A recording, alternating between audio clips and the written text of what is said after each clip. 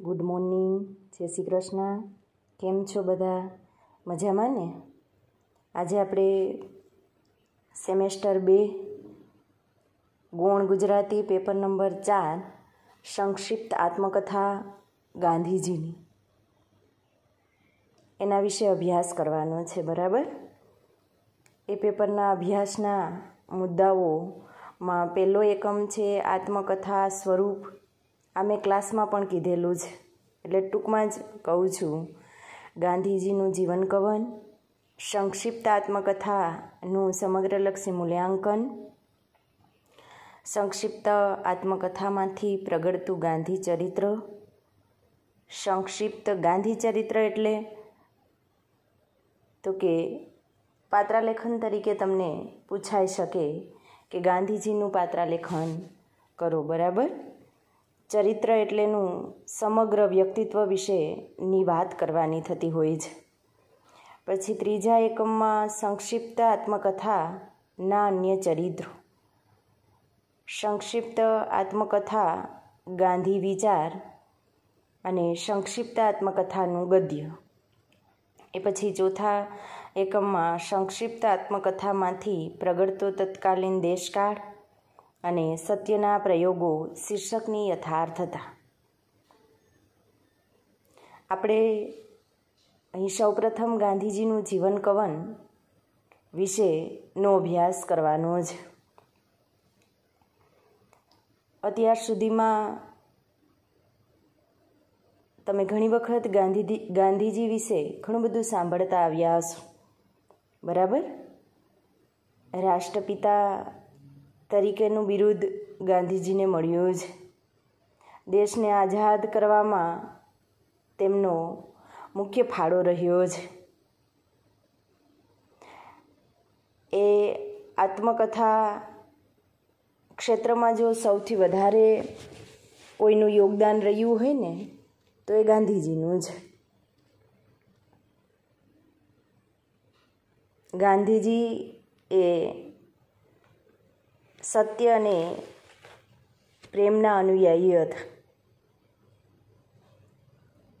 રાષ્ટ્ર પ્રત્યેની ઊંડી ભાવના તો એમના જીવનમાં વણાયેલી જ હતી, પણ સાથે સાથે એ દેશને આઝાદ કરવો છે તો અસ્ત્ર શસ્ત્રથી નહીં, લોકોના લોહી રેડીને નહીં, પણ પ્રેમથી જગતને જીતવું છે.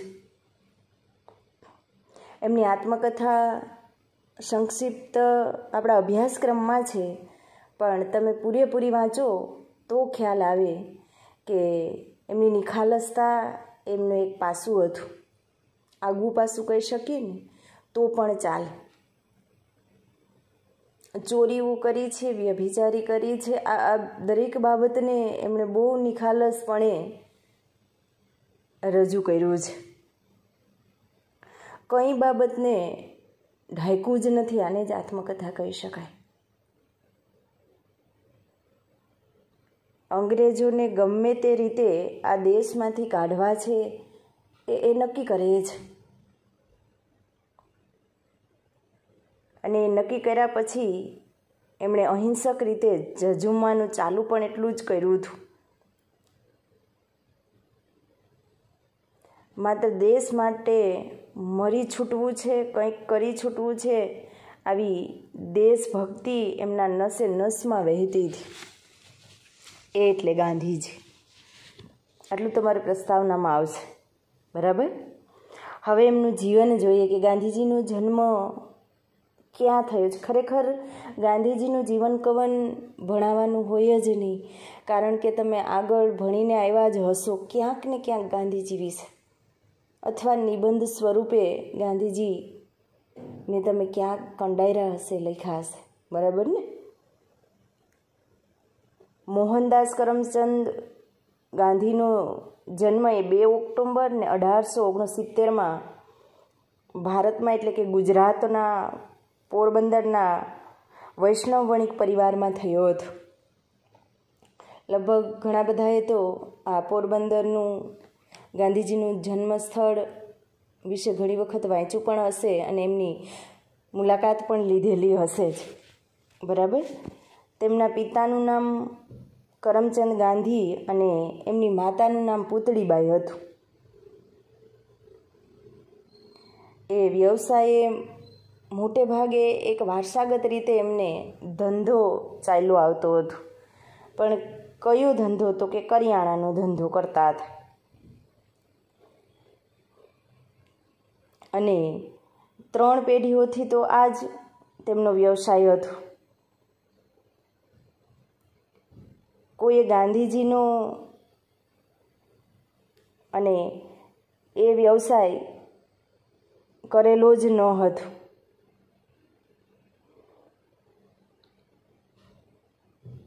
પોરબંદરના એ વિસ્તારના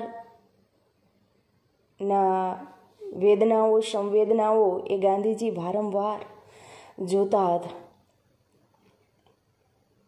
નાનપણમાં કંઈ ગાંધીજી સત્ય અને અહિંસા એવું મગજમાં હતું જ નહીં. પણ જ્યારે હરિશ્ચંદ્રનું પિક્ચર જુએ છે, રાજા હરિશ્ચંદ્ર, અને એ પછી એમના જીવનમાં પરિવર્તન આવે છે. આમ પણ દરેક માણસના જીવનમાં કોઈ ઠોકરો ખાય છે, ક્યાંક ને ક્યાંક કંઈ અનુભવ થાય છે, અને એના પછી એના જીવનમાં પરિવર્તન આવે જ છે. ગાંધીજી કોઈ રાજા રજવાડાના દિવાન પદે પણ રહેલા, અને એમના પિતા હતા મોહનદાસ ગાંધીના પિતા એટલે કરમચંદ ગાંધી.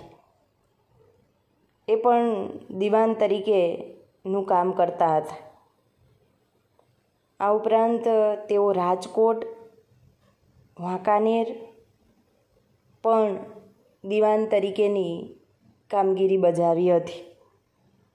વૈષ્ણવ પરંપરા મુજબ ગાંધી કુટુંબ ચુસ્ત શાકાહારી હતું. હિન્દુઓના પ્રચલિત બાળ વિવાહના કારણે, એ પ્રથાના કારણે મોહનદાસના લગ્ન ફક્ત 13 વર્ષની વયે થયા હતા. એટલે કે ગાંધીજીના ખૂબ જ નાની ઉંમર. બરાબર. ગાંધીજીને લગ્ન જીવન શું છે એ ખ્યાલ હતો જ નહીં ને. અને એ સંસારથી પર હતા એ સમયમાં, એટલે કે ખૂબ નાની ઉંમરમાં, 13 વર્ષની ઉંમરમાં ગાંધીજીના લગ્ન થઈ ગયા હતા. બરાબર. એમને 4 પુત્રો હતા. સૌથી નાનો પુત્ર એ દેવદાસ હતો. 4 પુત્રના નામ હરિલાલ, મણિલાલ, રામદાસ અને દેવદાસ. એમ થતાં થતાં તરુણા અવસ્થા સુધી ગાંધી એકદમ સામાન્ય વિદ્યાર્થી હતા. અને ત્યારબાદ ઘણી બધી મુસીબતો આવી, મુશ્કેલીઓ વેઠવી પડી, સામનો કરવો પડ્યો. અને ત્યાર પછી એ પોતે અભ્યાસમાં મન લગાવે છે. અને જોઈએ આપણે હવે એમનો અભ્યાસ. આ એકમમાં તમારે મુદ્દાઓ આવશે. ગાંધીજીનું પ્રસ્તાવના પહેલાં, પછી ગાંધીજીનું જીવન, ગાંધીજીનો અભ્યાસ, ગાંધીજીનો વ્યવસાય, વ્યવસાયમાં દક્ષિણ આફ્રિકામાં નાગરિકત્વ તરીકેની એક અધિકારની ચળવળ, ગાંધીજીની ચળવળોમાં ભારતીય સ્વાતંત્ર્ય સંગ્રામ, ગાંધીજીની હત્યા અંતે અને ઉપસંહાર. આટલું જીવન કવનમાં તમારે આવે છે. બરાબર. હવે એમના ગાંધીજીનો અભ્યાસ એ પોરબંદર અને પછી રાજકોટમાં થયો હતો. મેટ્રિકની પરીક્ષા એમણે માંડ કરીને પાસ કરી. ક્યારેક આપણે એવી સ્થિતિ થઈ જાય, ખબર ને, પેપરમાં.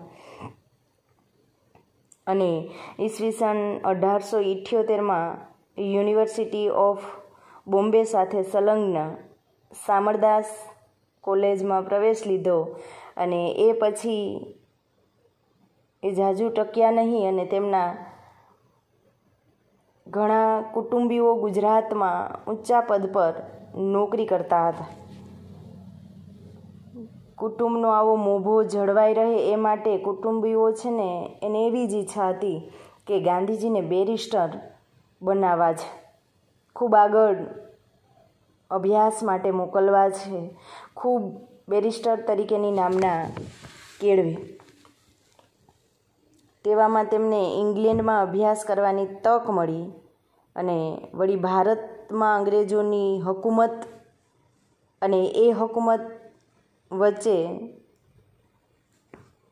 તેમની એક માન્યતા મુજબ ઇંગ્લેન્ડ વિચારકો અને કવિઓની ભૂમિ હતી. ગાંધીજીને થોડો રસનો વિષય પણ લાગ્યો અને તે તકને તે ઝડપી લે જ અને પોતાને એ અભ્યાસમાં ખૂબ ઈચ્છાઓ જાગવા લાગે જ, કારણ કે મનગમતી પોતાને જે ગમતું હતું એ જ મળે જ. એ પછી એમનો વ્યવસાય આવે છે કે ગાંધીજીના અભ્યાસ કાળની સાથે સાથે વ્યવસાય કરે છે અથવા તો અભ્યાસ પૂર્ણ થયા પછી એ વ્યવસાય કરે જ.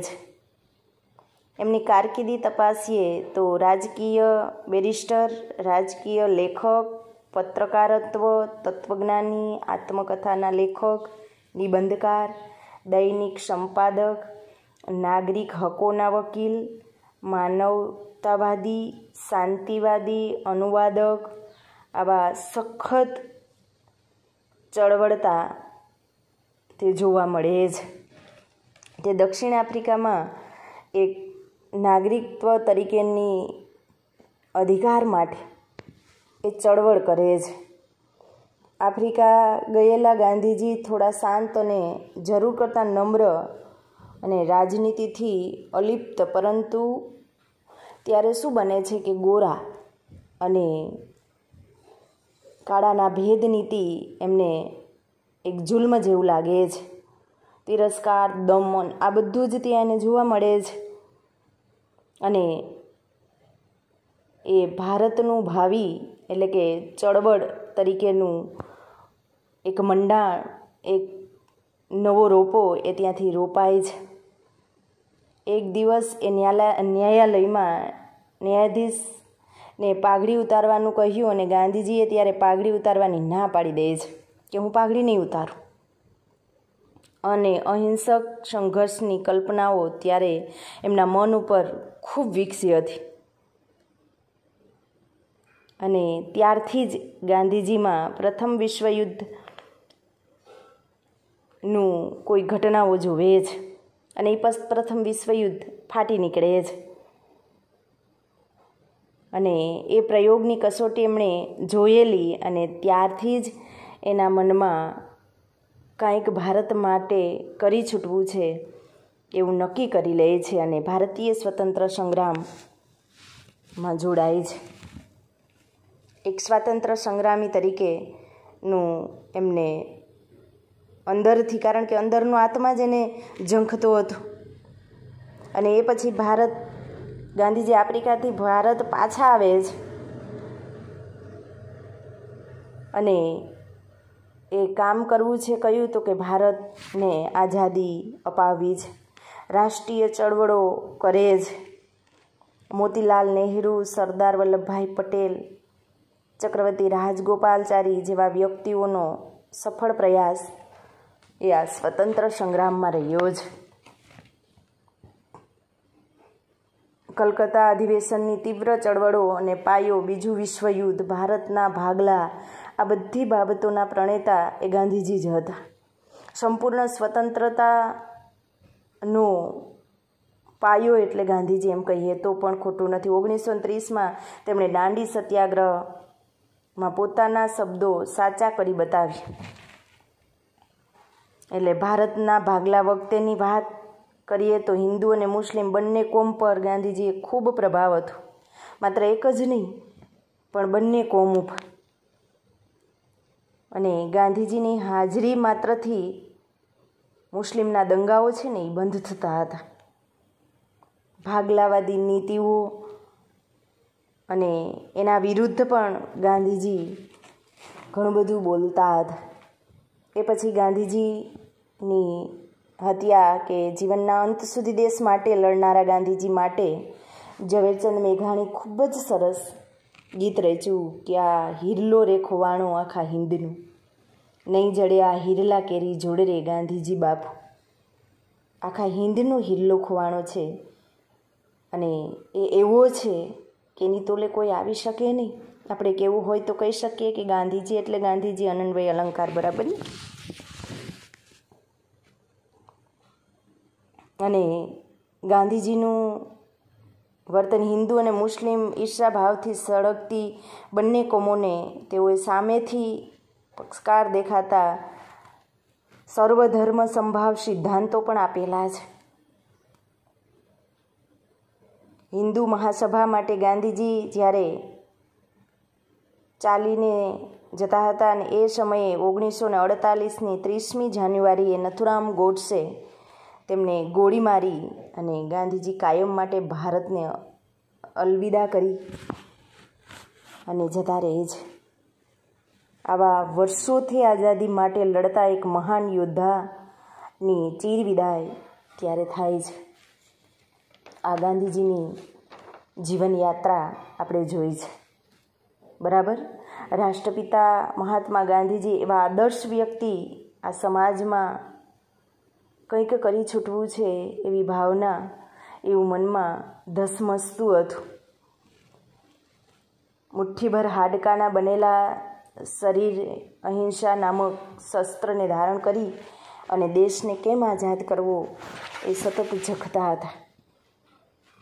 આ ગાંધીજીનું જીવન કવન વિશે આપણે અહીં ચર્ચા કરીએ છીએ, બરાબર.